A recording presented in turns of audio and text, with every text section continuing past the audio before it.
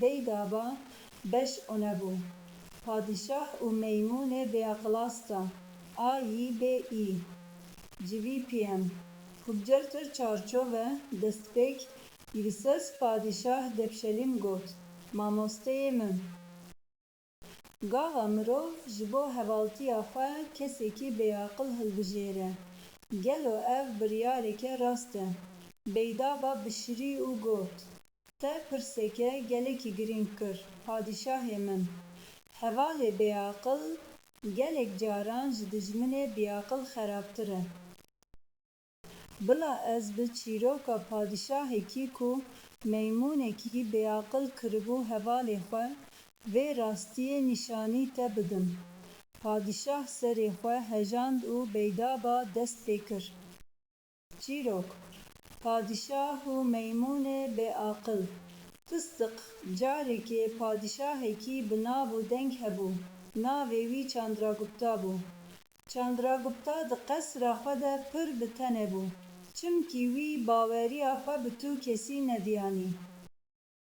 Wezîrên wî yên pîr û baqil her dem ew hişyar dikirin, lê padişah ji wan aciz dibû. Digot: Ev wezîr tenê ji bo berjewendiyên xwe diaxivin. Ez nikarim baweriyê bi wan bînim. Rojekê gava padişah di daristanê de li nêçîrê bû. Rastî Meymûnekî hat. Meymûn pir bi dilgermî nêzîkî padişah bû û mîna ku silavê bide wî, li ber wî xwar bû. Chandragupta bişirî û fikirî: Ev heywanekî pak û sade ye. Aqilê wî nagihîje xiyanetê û ji bo desthilatdariyê planan nake.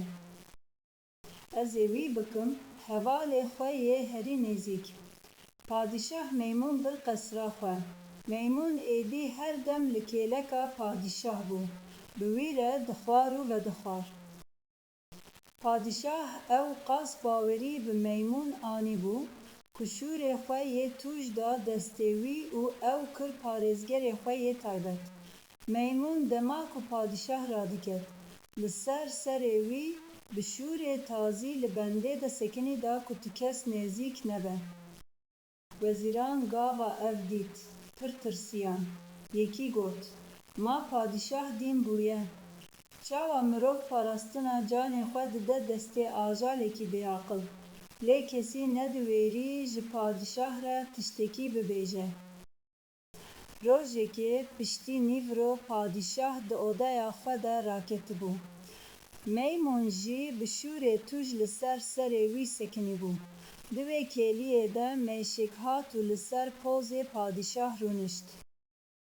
Meymûn xwest mêşê dûr bixe, lê mêş dîsa hat û li ser eniya padişah rûnişt. Meymûn ji vê yekê gelekî hêrs bû.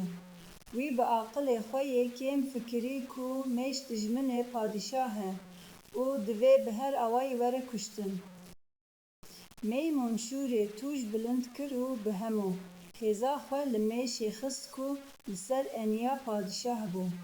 Mêş firiya û çû, lê şûrê tûj li serê padişah ket. Padişah bi birîneke giran û bi qêrîn ji xewê rabû.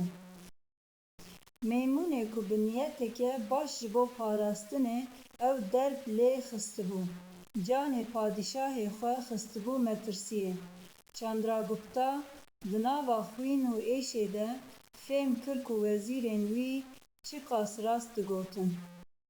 Bi xemgînî got: Hevalê beaqil ji bo ku genciyê bite bike.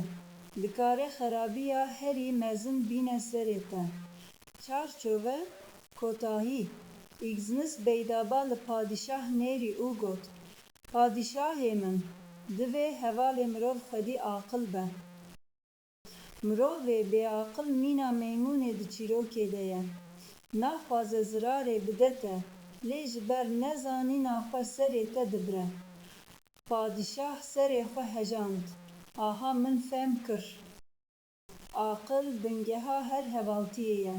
Beydaba bişirî, vê çîrokê re dibêjin: Padişah û Meymûnê beaqil.